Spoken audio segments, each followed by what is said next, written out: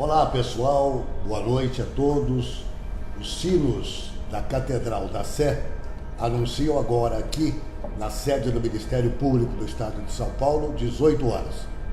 E nós iniciamos em 2020 a live nesta oportunidade, com a participação do Dr. José Carlos Cossenzo, que é um promotor público brilhante, um promotor público bem relacionado, de extrema boa vontade, de uma análise profunda nos casos que lhe chegam à mão. Aliás, foi com ele que a UVESP fez a primeira parceria quando, de 2000 a 2004, ele assumiu a Associação Paulista do Ministério Público. Daí, diante do êxito do seu trabalho, ele chegou ao Conselho Nacional, Associação Nacional do Ministério Público. E para nós é uma honra, porque ele sempre prestigiou a UVESP, esteve no último Conexidades em São Carlos e está aqui como novo secretário do Conselho Superior do Ministério Público.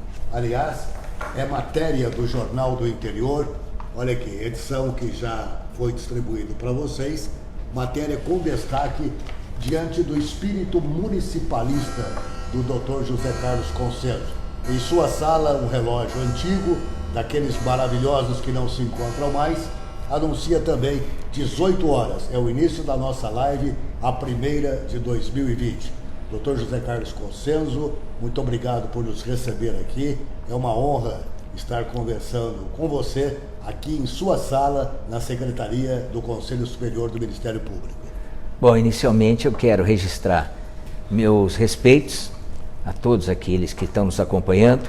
Quero registrar meu carinho pela oportunidade e a gratidão e, principalmente, demonstrar meu respeito pela história da UVESP, a história da União dos Vereadores do Estado de São Paulo, e o meu respeito ao seu trabalho, ao seu Sebastião Miziara, da Silvia Mello, que isso tem contribuído de uma forma assim, efetiva para que os vereadores tenham condições melhores de atender às necessidades da sociedade e possam desenvolver a forma democrática que todos esperamos dentro de uma qualificação muito maior. A honra é nossa, doutor José Carlos Cossenzo, e eu queria começar cumprimentando-o pela eleição como secretário do Conselho Superior do Ministério Público e saber quais são as atribuições deste órgão. Nós sabemos que o senhor esteve aqui como diretor de Relações Institucionais, aproximação do Ministério Público com as autoridades constituídas do Estado de São Paulo, trabalho maravilhoso, contatos que efetivamente são importantes e necessários. E também esperamos que isto aconteça nos municípios. Qual a função do Conselho, Cossenzo? Bom, o Conselho Superior do Ministério Público é um dos órgãos da administração superior. Dentre esses órgãos da administração, nós temos a Procuradoria-Geral, que é o chefe da instituição, a Corregedoria-Geral, o Conselho Superior do Ministério Público e o órgão especial do Colégio de Procuradores. O Conselho Superior é um órgão, esse órgão da administração superior, em que nós revisamos todos os arquivamentos de inquéritos civis, todos os acordos que forem celebrados em termos de ajustamento de conduta, em inquéritos civis, procedimentos. Além disso, nós temos mais de 30 atribuições, que vão desde regulamentação de eleição, movimentação da carreira, colocação em disponibilidade de algum promotor que realmente a corregedoria tenha esse pedido, afastamento de carreira, ou seja, é o Conselho Superior do Ministério Público que dita a carreira do Ministério Público e organiza, supervisiona e homologa os inquéritos civis praticados por todos os promotores de justiça, inclusive os arquivamentos feitos pelo Procurador-Geral de Justiça. Então, é um tipo de controle externo onde até o Procurador-Geral, quando ele trata de um determinado procedimento, e esse procedimento ele entende que é caso de arquivamento, é o Conselho que faz a revisão se homologa ou não. E são 11 membros? Nós somos em 11. É o Procurador-Geral que o preside, tem o corregedor, o Procurador-Geral e o corregedor são permanentes do Conselho. Temos 3 representantes do órgão especial, que são o Colégio de Procuradores, e 6 procuradores que são eleitos pela classe. Então eu fui eleito pela classe, juntamente com mais outros 6 colegas, tive o privilégio, né, tive aí posso dizer um reconhecimento, e eu tenho essa aqui, a gratidão da classe, de ter sido mais votado.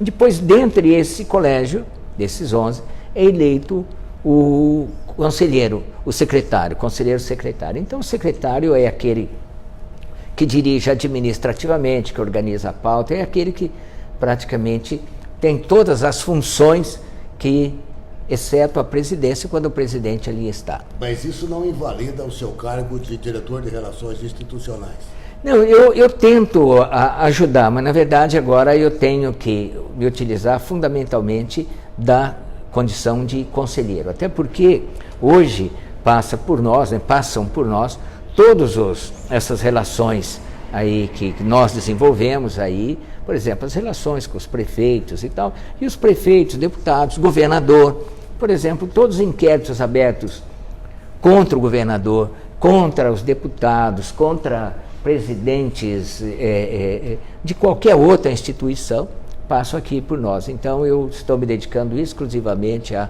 Secretaria do Conselho e como integrante, né, aos votos e julgar esses procedimentos.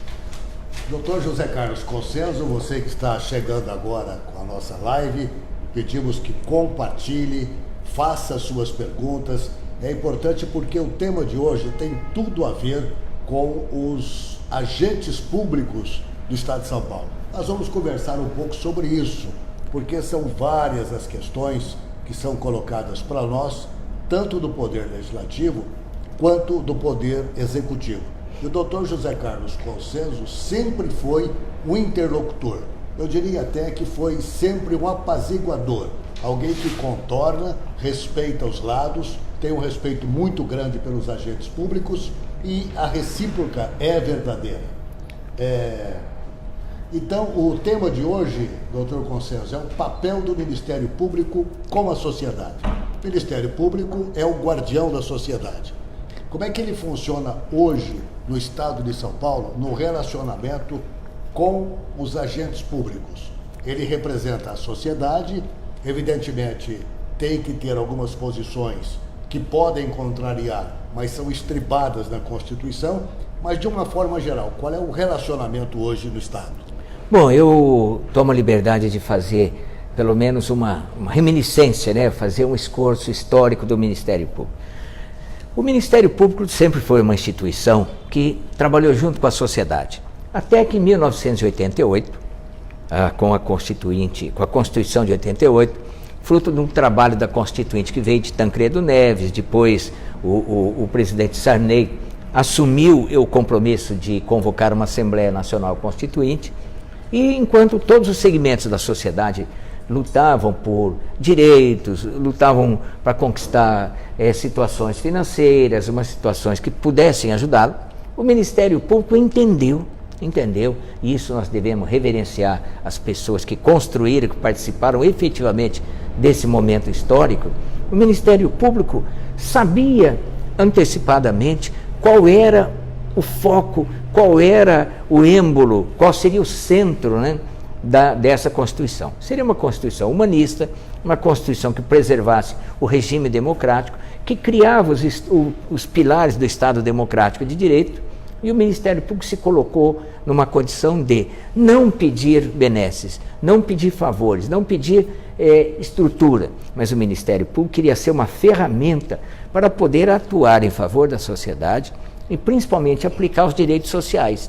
Esses direitos sociais que devem ser aplicados pelo Estado, que estão no artigo 6º da Constituição. Saúde, educação, segurança, moradia digna, tudo isso, o Ministério Público sabia que é uma letra morta na Constituição, mas se nós não buscássemos ferramentas para que pudesse fazer com que o povo fosse beneficiado por esses direitos sociais, seria realmente algo, basicamente algo sem função. Então o que nós fizemos foi estruturar o Ministério Público devagar, para que nós pudéssemos, e hoje nós estamos fazendo isso, ser efetivamente o guardião da Constituição Federal, fiscal do regime democrático e defensor do povo. Graças a isso que nós conseguimos aí grandes avanços. Eu queria dizer com muito orgulho que graças a esse trabalho, graças aos trabalhos iniciais, incipientes do Ministério Público, nós conseguimos criar Código de Defesa do Consumidor, Estatuto da Criança e do Adolescente, toda a legislação na área ambiental, toda a legislação na área de proteção ao patrimônio público, improbidade. Então, o que nós fizemos é dotar o Ministério Público de um mecanismo que fosse realmente a mão da sociedade. Doutor Conselho, tem aqui a primeira observação, que eu tomo a permissão de ele falar, do Heitor Dutra.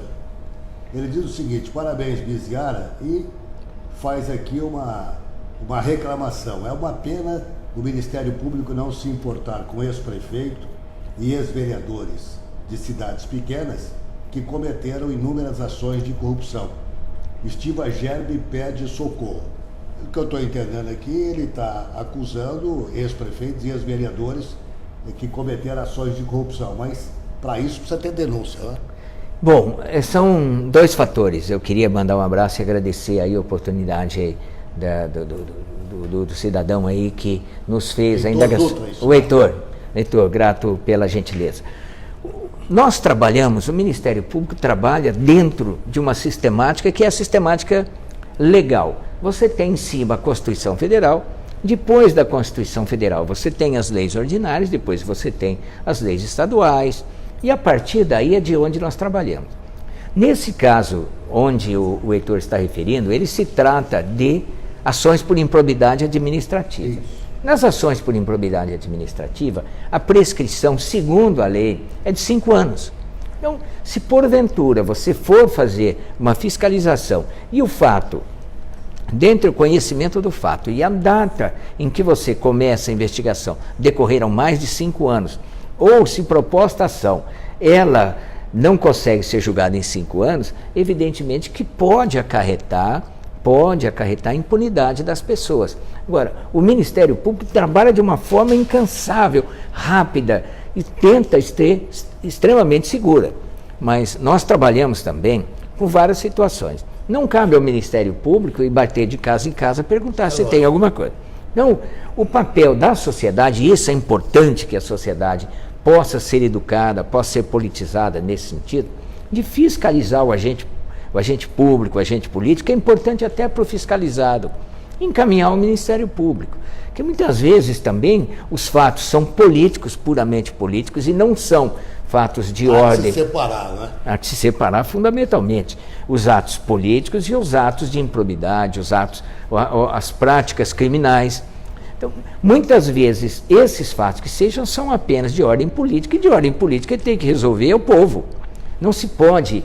E aí eu queria só, para não deixar muito comprida aí a explicação, a vida deve ser levada dentro do princípio democrático. Quem escolhe o seu governante é o povo. Então é o povo que deve escolher, e todas as vezes em que aquele detentor do mandato é tirado do seu mandato de forma violenta, e a forma violenta pode ser pela lei. A lei determina a perda do mandato. Quem sofre é o povo, é a população, porque se ele está lá, porque pelo menos metade mais um o escolheram. Então, se ele não está bom, se ele não fez uma boa gestão, que não o reconduza. Agora, não se pode buscar para o Ministério Público ser apenas um agente fomentador das discussões políticas. Nós queremos buscar aplicar os fatos e tentar, de uma forma concreta, a aplicação da lei. Essa é a nossa função. E agora, no contraponto do Heitor, o Ricardo Rangel, ele nos cumprimenta. Parabéns, presidente Biziara e José Carlos Conceso, por auxiliarem os prefeitos e vereadores a fazerem uma melhor e transparente gestão para toda a população. Já é o contraponto, né? Entendendo o nosso papel, vamos assim dizer, das nossas instituições. Agradeço bastante, mas eu acho que essa homenagem que ele faz, eu acho que ela cabe num percentual praticamente todo ao VESP e ao seu trabalho e o trabalho da Silvia, dos seus diretores.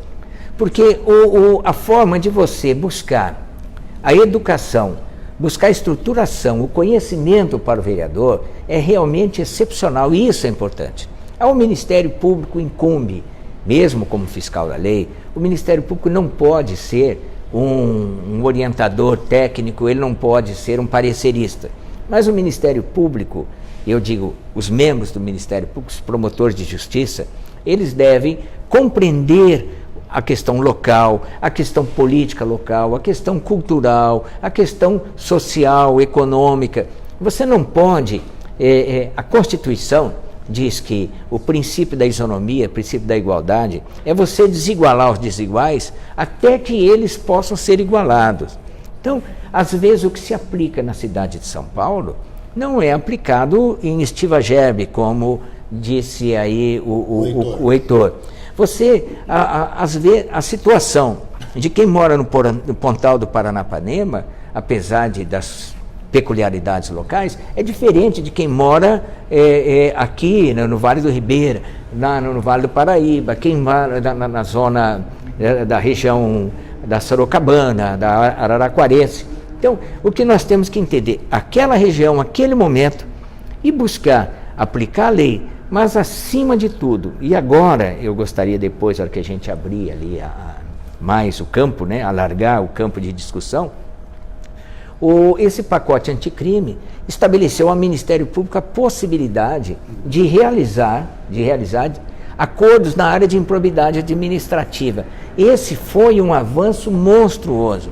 Esse foi um avanço que todo agente político queria, todo Ministério Público queria, porque você vai desjudicializar essas práticas. Tudo aquilo que o Ministério Público teria que propor ação judicial, ele pode fazer o acordo, inclusive na área de improbidade. Feito o acordo na área de improbidade, você recupera o dano, aplica a multa, ainda que não seja aquele valor estimado na ação judicial, mas você consegue realizar a paz social e recompor o patrimônio, que é o mais importante. Perfeito. O Wilson Canova, ele se manifesta aqui cumprimentando o Ministério Público e a UVESP pela oportunidade de orientar e valorizar o trabalho do agente público.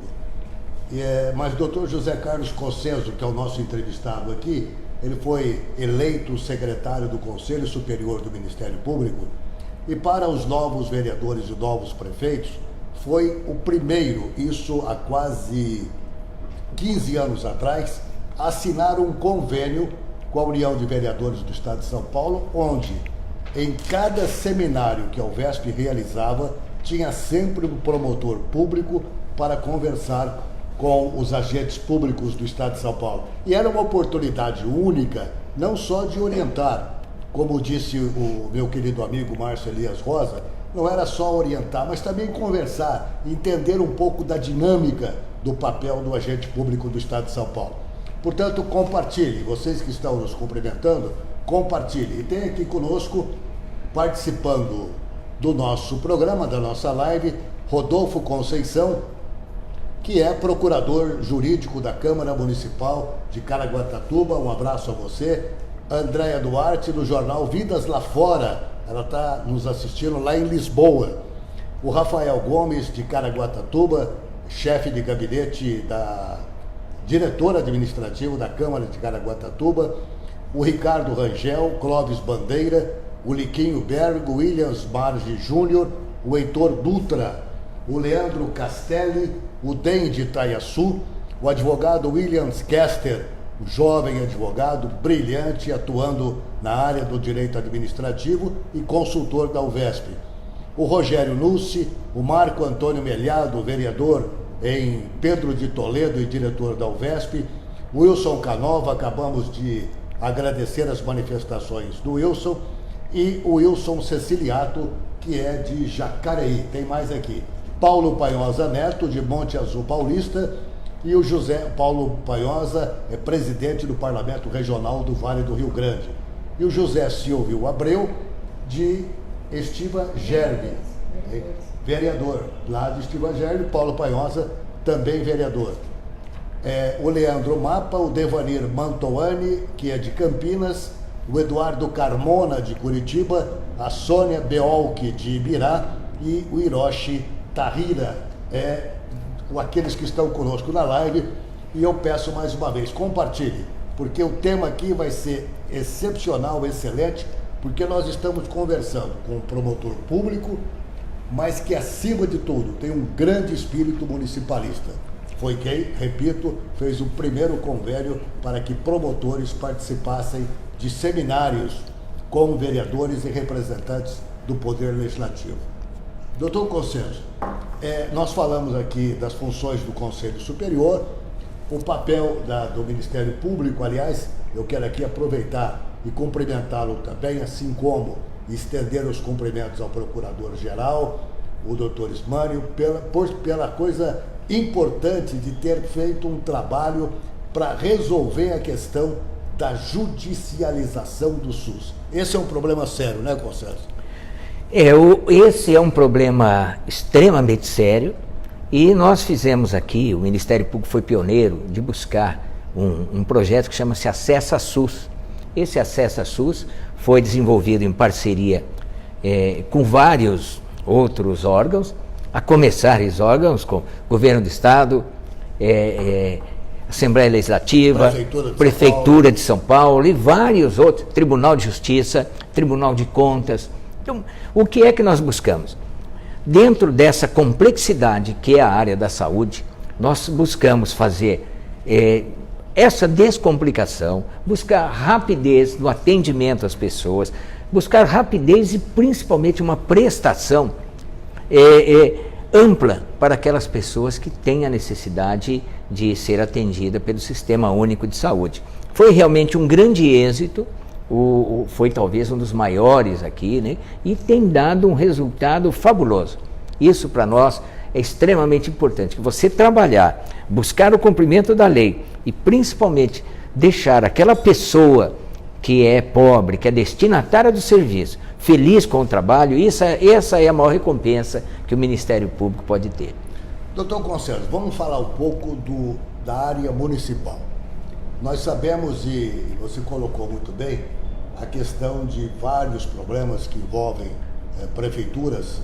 Existem aqueles que praticam, como disse aqui o Abreu, alguns atos de corrupções, existem aqueles que pecam, às vezes, pela falta de orientação, e o Ministério Público, o Tribunal de Contas do Estado de São Paulo, tem procurado orientar nesse sentido, capacitando. Aliás, se me permite, doutor Consenso, nessa entrevista, eu quero dizer que no próximo dia 12 de março começa o ciclo de debates do Tribunal de Contas do Estado e será em Presidente Prudente, já com a presidência do doutor Edgar, que pela quinta vez, ele assume o comando do Tribunal de Contas do Estado. Também é matéria do Jornal do Interior. Edgar Camargo Rodrigues, que recebe pela quinta vez o bastão de presidente do Tribunal de Contas do Estado de São Paulo. Mas, doutor Consenso, prefeitos de pequenas cidades, vereadores de pequenas cidades, às vezes se veem às voltas com o promotor público que chega propondo a assinatura de um TAC. E nem sempre o prefeito, o vereador, notadamente o presidente da Câmara, tem condição imediata de atender aquela proposta, aquele TAC, aquele termo de ajustamento de conduta que o promotor público da cidade propõe. Com toda a sua experiência e sabedoria, com toda a sua vida dedicada à promotoria, mas também dedicada ao respeito ao agente público e à sociedade de um modo geral. Como é que o senhor analisa essa conduta? Bom, nós temos que analisar sobre 3 ângulos. O primeiro deles é o aspecto legal, é o aspecto constitucional, que dela derivam todas as leis. É aquilo que a Constituição impõe.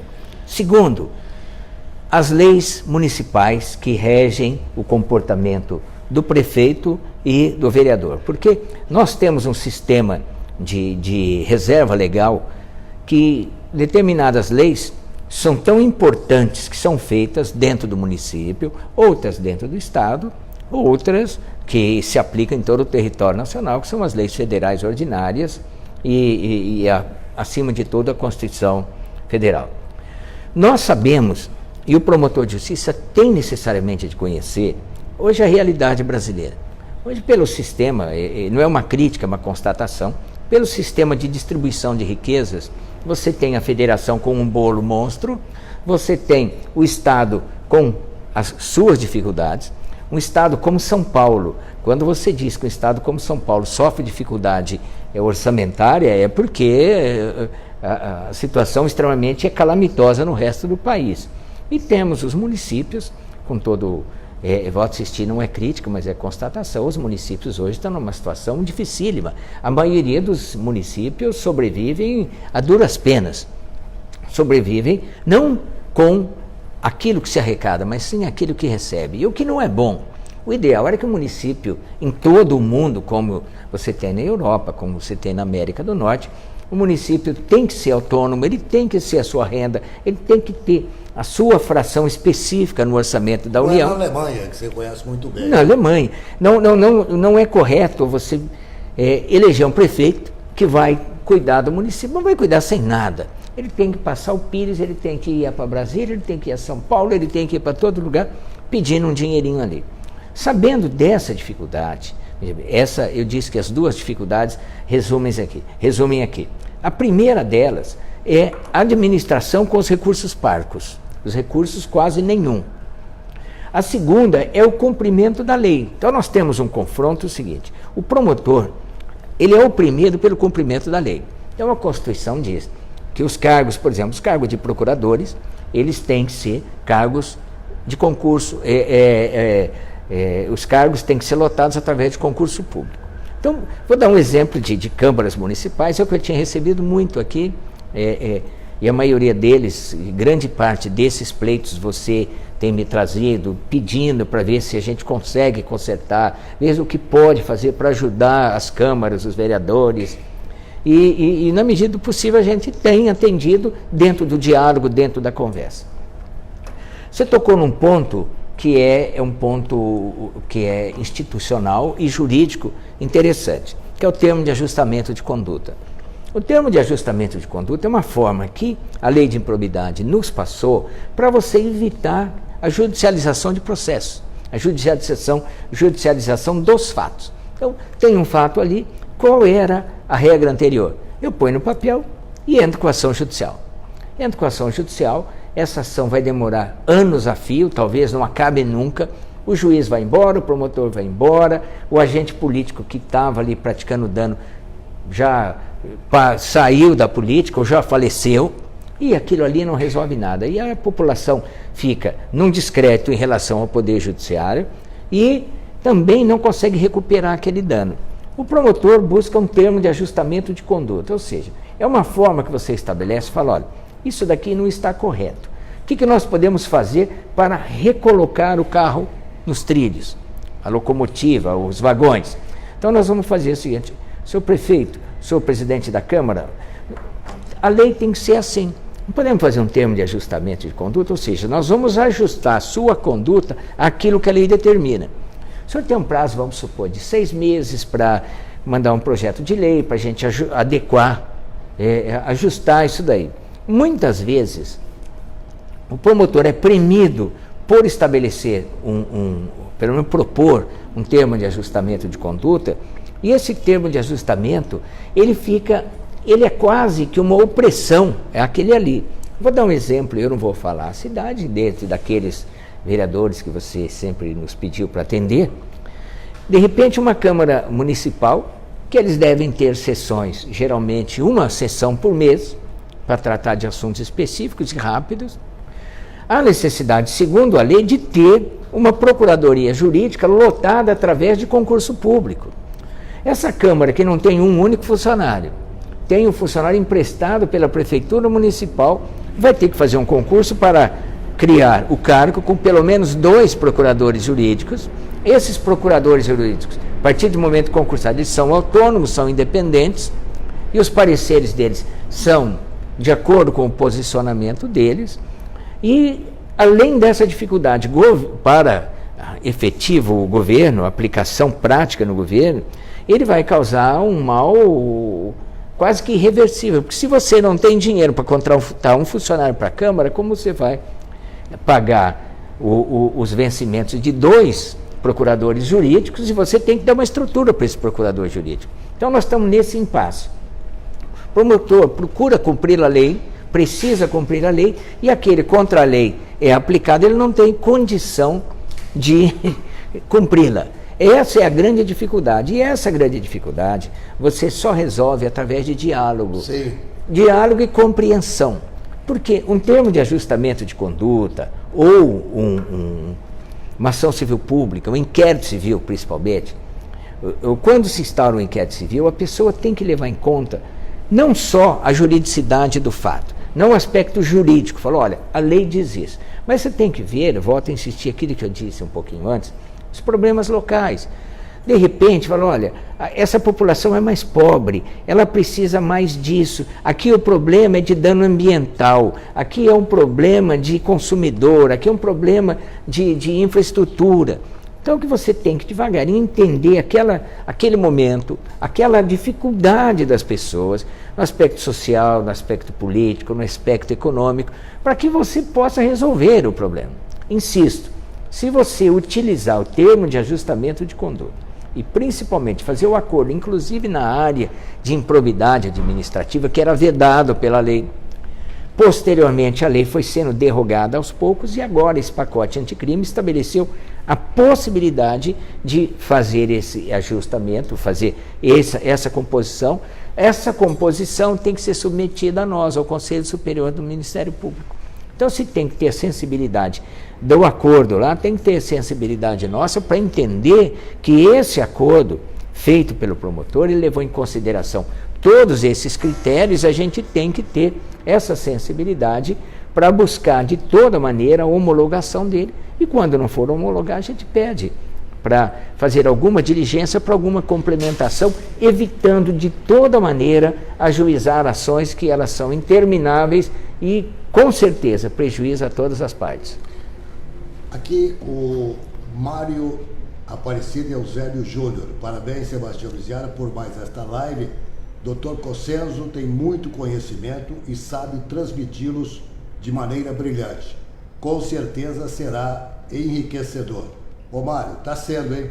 Não será, está sendo. Eu acho que essa manifestação agora do Dr. Cossenzo mostra a questão do bom senso.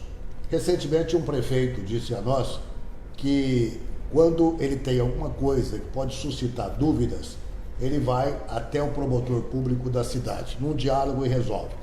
Dr. José Renato Nalini, quando presidente do Tribunal de Justiça, ele nos convidou para uma reunião mostrando um pacote de adins que estavam lá no Tribunal de Justiça. O que ele propôs?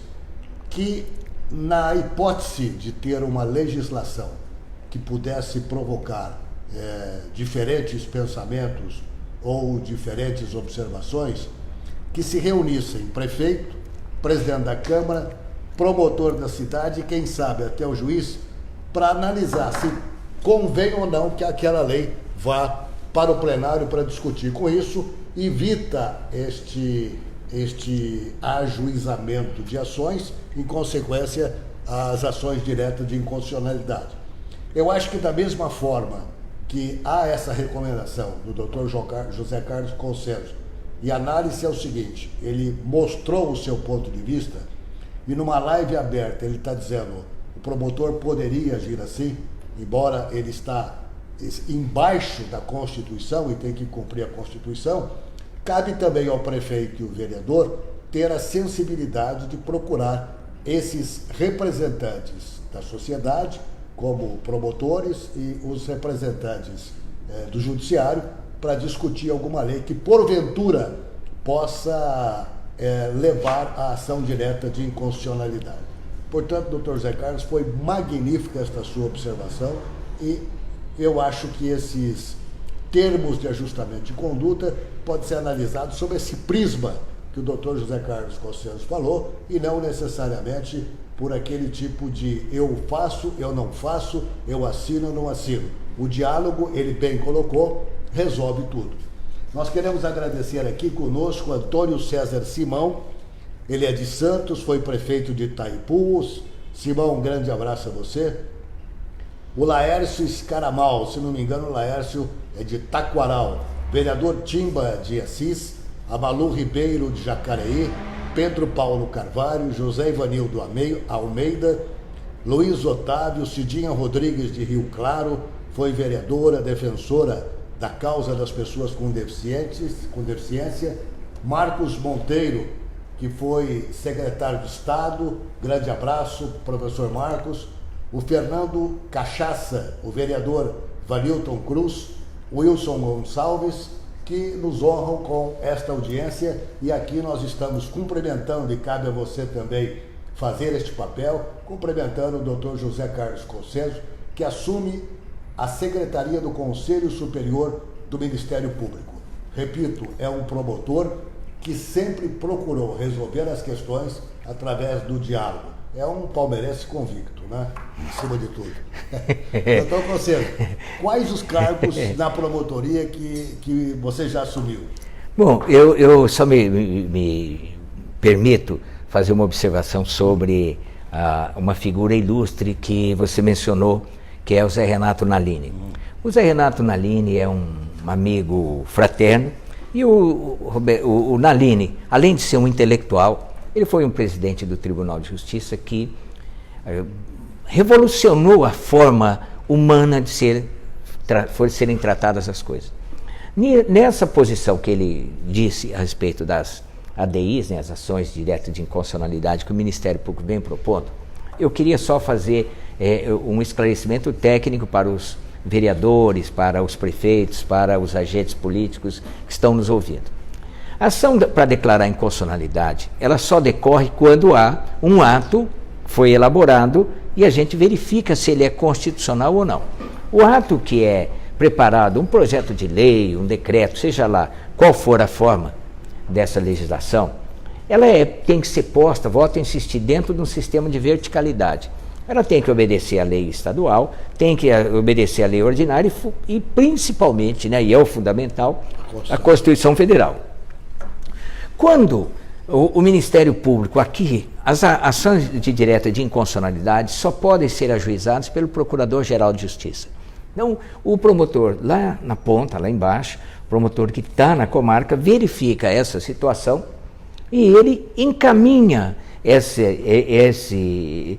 lei, esse decreto, seja lá qual for, para que o Procurador-Geral faça o exame da admissibilidade da lei. O que é que nós fizemos aqui no Ministério Público, que foi realmente assim algo, desculpe a expressão, mas foi exemplar. O que é que nós fizemos no período em que eu estava na assessoria, na Coordenadoria de Assuntos Estratégicos? Nós verificávamos as leis que eram inconstitucionais, segundo a aferição do sistema jurídico. Falou, olha, isso aqui para nós é inconstitucional. Antes de ajuizar a ação, eu solicitava, a Procuradoria Jurídica verificava e a gente pedia a presença, seja do presidente da Câmara, seja do prefeito, e marcavam com eles qual é o dia que o senhor pode vir a São Paulo para sentar junto com a nossa subjurídica, nossa assessoria jurídica. Então, vinha o prefeito, o presidente da Câmara, sentavam junto com os seus assessores jurídicos e diziam o seguinte: para nós, esse dispositivo é inconstitucional porque o Supremo entende que isso aqui não pode. Geralmente em relação a cargos, essa situação aí, em relação a doações, uma gama enorme de dificuldades. Olha, esse daqui, esse ponto é inconstitucional, esse aqui é inconstitucional, esse aqui é inconstitucional. O que o senhor quer? Veja bem, eu não posso obrigar o senhor a dizer que aceita aquilo que eu estou dizendo. Nós podemos fazer o seguinte: nós estamos instruindo esse procedimento. Se o senhor quiser, o senhor volta para lá, apresenta um novo projeto de lei na Câmara, exclui esse daqui, por exemplo, renova essa situação de forma a ajustá-la dentro da legalidade, apresenta o projeto de lei, encaminha para a gente. Se tiver ajustado, nós arquivamos aqui. Se porventura nós ajuizarmos uma ADI, ela está no tribunal, e o prefeito nos procura, o presidente da Câmara, o que é que nós fazemos? Olha, isso daqui nós ajuizamos em razão desse e desse ponto. Modifica que nós tem jeito de você modificar. A ADIM não pode ser arquivada, você não pode fazer acordo na ADIM. Mas se se o objetivo nosso era declarar a inconstitucionalidade desse ponto, ele modificou esse ponto e revogou essa lei, perde-se o objeto da lei. Então ele manda para a gente, o próprio Ministério Público pede a extinção do processo da ADIM, uma vez que foi cumprida a obrigação, perdeu o objeto. E isso resolvemos mais de centenas e centenas no ano passado. É que a gente não tem condição de ter acesso a todos, mas todos aqueles que procuram o Ministério Público para buscar esse fato, o Ministério Público prefere optar a consertar, resolver o problema, do que ajuizar uma ação. Como você bem referiu ao Naline, hoje os tribunais estão assoberbados. Hoje você vai no maior tribunal de São Paulo, que é um dos maiores do mundo, você tem pilhas e pilhas e pilhas de processos. Então, se você puder resolver esses problemas, você deixa o tribunal julgar outros problemas de direitos individuais, em direitos coletivos, e resolve esse problema. Isso é importante e o Ministério Público está aberto a isso.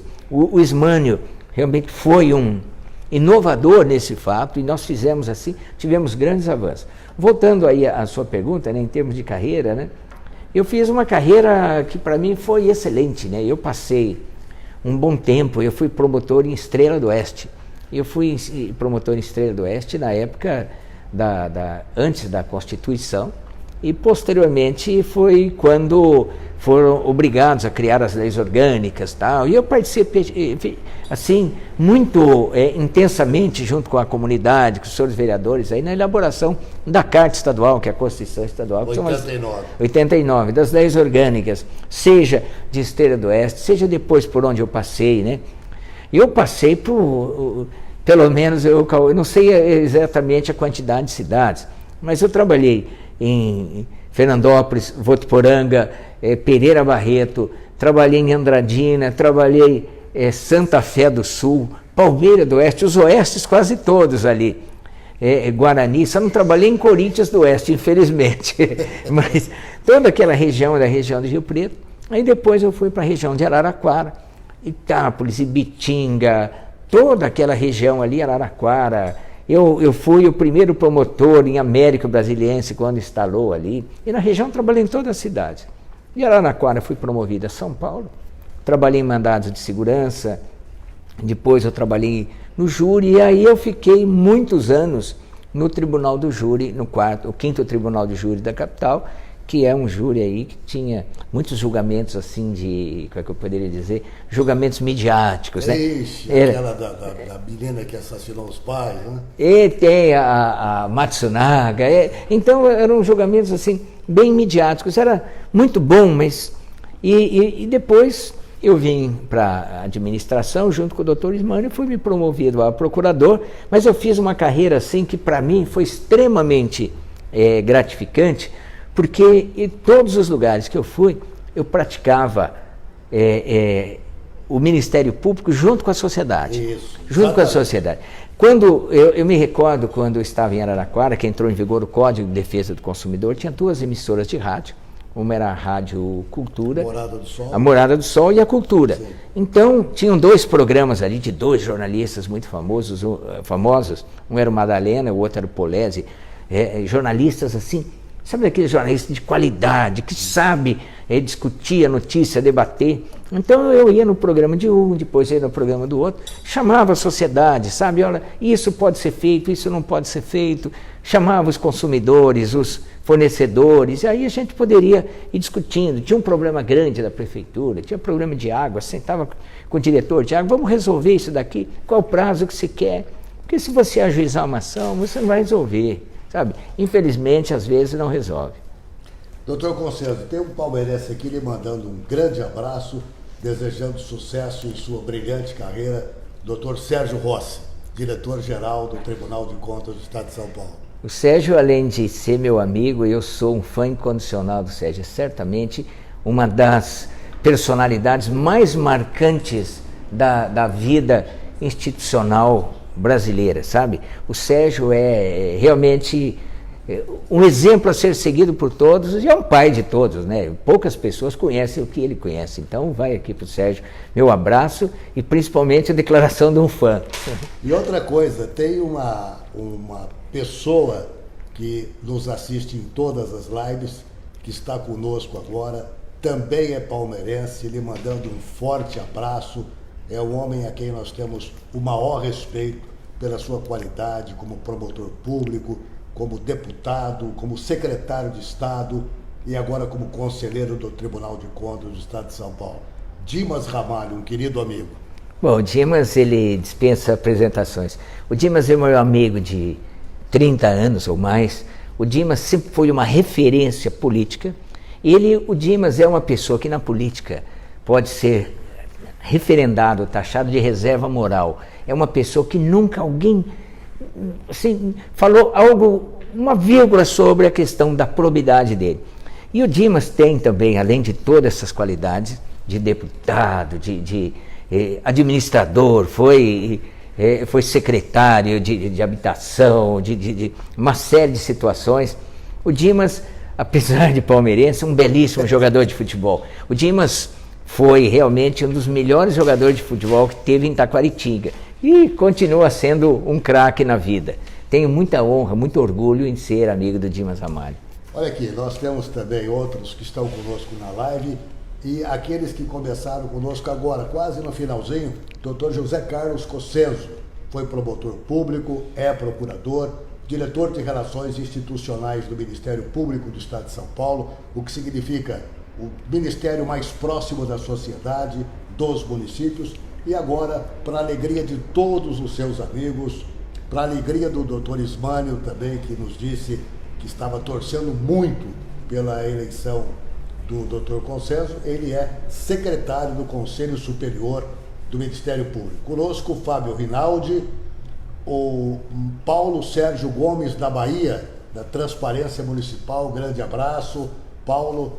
Alexandre Cobra Vêncio, José Mauro Magalhães de Jundiaí, João Urbano Ribeiro lá de Itobi, são pessoas que conosco estão constantemente na live. Olha aqui, Dr. José Carlos Cossenzo deixou-nos sempre à vontade para quando tiver dúvidas, algum vereador, presidente de Câmara, notadamente os nossos filiados. Nós procuramos atender sempre os nossos filiados. Qualquer dúvida, a gente vem aqui na Rua Riachuelo, na sede do Ministério Público, não só para dar um abraço no querido amigo Dr. José Carlos Cossenzo, mas também tentar ajudar vocês que estão aí, na verdade, trabalhando pelo bem do seu município, tentando acertar, querendo deixar uma biografia espetacular para os seus filhos e netos.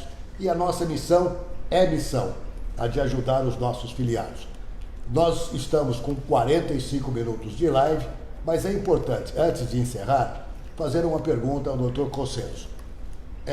As câmaras municipais, elas têm sido constantemente levadas a discutir com o promotor público da cidade e mesmo com o Tribunal de Contas do Estado a questão das nomeações em cargos de comissão.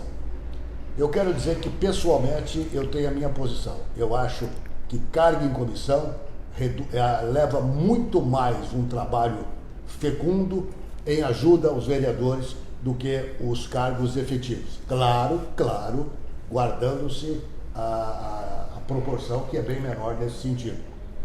Mas não existe um número, não é? Como é que nós vamos saber se a Constituição não determina, se o Congresso Nacional não votou? Qual o número? Qual é a relação que há entre efetivo e comissionado?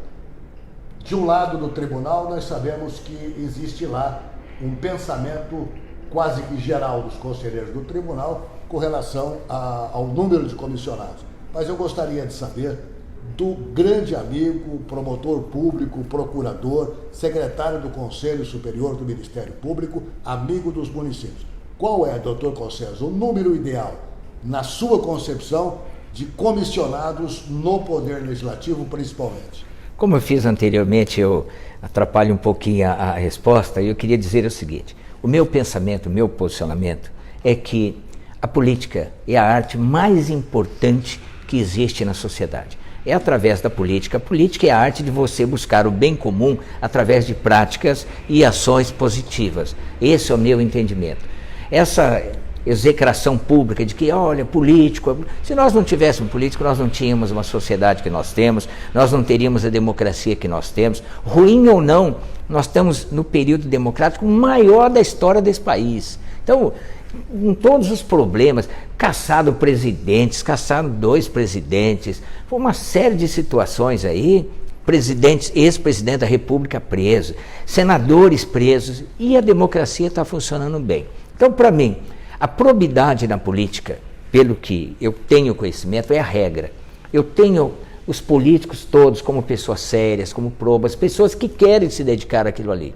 Eu entendo, não estou aqui fazendo uma defesa pública da postura política no geral, mas a maioria dos políticos querem construir alguma coisa, querem buscar alguma coisa.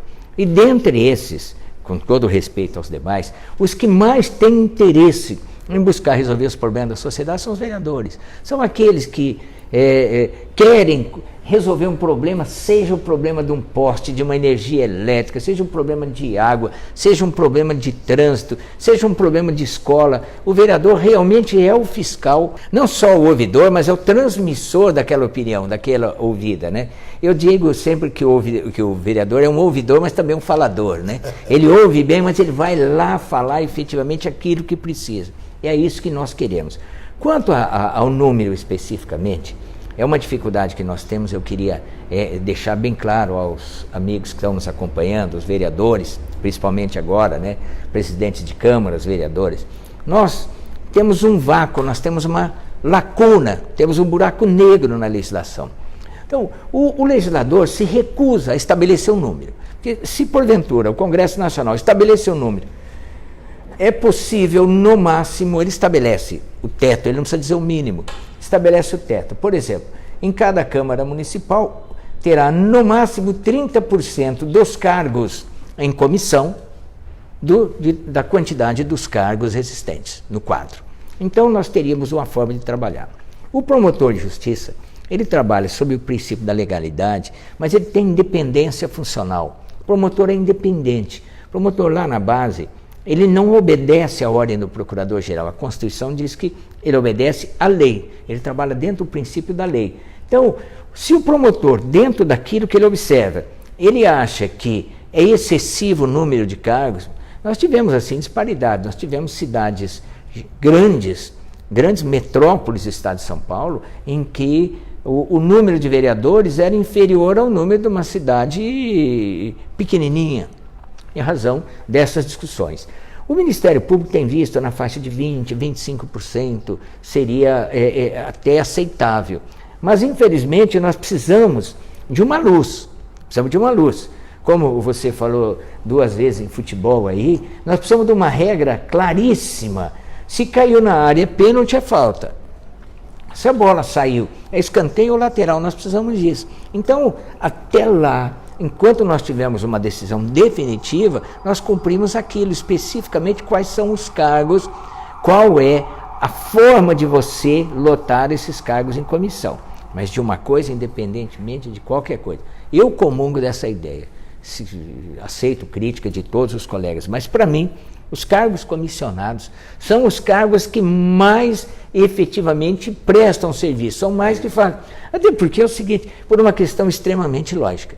Se ele é concursado, ele cumpre a parte dele, ele faz aquilo e pronto. O comissionado, ele tem que prestar serviço, ele tem que mostrar resultados. Se ele não mostrar resultados, fala, filho, muito obrigado, você passa amanhã, nós vem um outro no seu lugar. Demissível ad nutum. Demissível ad nutum. Então, eu entendo que, apesar de ter uma crítica grande, mas o cargo em comissão é cargo de compadrio, é para acertar. Bom, se a pessoa desvia, uma pessoa vai no supermercado, o supermercado tem mercadoria para vender. Se o cara vai lá, esconde e leva para subtrair, ele é uma exceção, ele é uma regra, a maioria vai para comprar. Se você coloca uma pessoa num cargo em comissão e você é um agente político, você é um vereador, você quer que esse cara seja bom para quê? Não para roubar, não para levar dinheiro, mas simplesmente para ajudá-lo a mostrar e a desenvolver uma bela gestão, um belo mandato. Então, eu sou adepto efetivamente a ter essa disciplina. E essa disciplina, eu acho que ela deve vir de baixo para cima. Eu acho que a pressão deve vir realmente da base, que são os vereadores que impulsionam os deputados, e os deputados vão ter que sentar e resolver esse problema. Não é possível que você possa, infelizmente, ficar ao vedrio, né, ao momento, à circunstância de que ali 3 cargos em comissão seria bom, enquanto em um outro lugar, talvez com o mesmo tamanho, um outro entenda que ali poderia ser até 10. Então, essa disparidade realmente cria uma insegurança jurídica, cria essa, insisto, a expressão disparidade, porque um entende, o outro não entende, e nós não vamos chegar assim, aquilo que nós queremos, uma decisão justa, uma decisão correta, sem problemas para a sociedade. Muito bem, infelizmente nós temos que encerrar, mas queremos cumprimentar o Dr. José Carlos Cossenzo. Vocês perceberam claramente que é um homem lúcido, analisa com parcimônia todos os fatos, tem ajudado os agentes públicos na orientação. A questão é procurá-lo. E nós temos cumprido esse papel em defesa dos vereadores, do Poder Legislativo e até do Poder Executivo, porque é o nosso papel, o papel de municipalista. Quero cumprimentá-lo, querido amigo, pelo cargo, desejar sucesso e recomendar a todos a leitura do Jornal do Interior, que tem o destaque: Cossenzo é eleito secretário do Conselho Superior do Ministério Público. Para você que é vereador, foi o primeiro a se preocupar a colocar nos seminários promotores públicos para orientar, notadamente, é importante isso, quando se instituiu a Lei de Improbidade Administrativa. Cada promotor ia nos seminários da UVESP explicar aquilo que deveria ser feito, aquilo que era possível e aquilo que contrariava a lei. Ele foi o grande guardião dos agentes públicos e continua sendo, agora principalmente nesta nova função. Querido amigo, muito obrigado por nos receber aqui, um grande abraço e mais uma vez, sucesso em suas funções. Bom, eu agradeço demais, não em meu nome, até porque o promotor de justiça não pode buscar o personalismo, mas agradecer a grande oportunidade que foi conferida ao Ministério Público. Eu sou integrante do Ministério Público, sou uma célula dessa instituição, essa instituição que quer resolver os problemas da sociedade, quer ajudar o povo a usar uma expressão que pode ser até piegas, mas quer ajudar o povo a ser feliz. E só é feliz quando ele tem as estruturas, que ele tem segurança, que ele tenha saúde, que ele tenha lazer, que ele tenha esporte e que ele possa viver naquela comunidade com muita tranquilidade. O promotor que faz isso realmente é um bem-aventurado. E eu gostaria de, mais uma vez, assim, dizer assim, eu agradeço a Deus por estar nessa instituição e dizer que, em nome do Ministério Público, agradeço demais a oportunidade. Espero que ter contribuído com alguma coisa útil para essa discussão e mais, renovo a disposição sempre que for necessário aí, e enquanto eles suportarem, os amigos suportarem as nossas discussões, eu estarei sempre à disposição. Principalmente a você, agradeço sempre as oportunidades que você deu ao Ministério Público, quando na Rede Vida, nos eventos que a UVESP realiza, e isso para nós é importante, o Ministério Público ter a voz nesse público altamente qualificado. Muito obrigado, Dr. José Carlos Cossenzo, e você que está conosco, reproduza essa live, compartilhe para que todos os agentes públicos ouçam, analisem e vejam as observações profundas que esse procurador-geral, hoje secretário do Conselho Superior do Ministério Público, esse querido amigo, Dr. José Carlos Cossenzo, aqui expôs para todos nós. Na próxima quarta-feira, às 18 horas, até lá, se Deus quiser.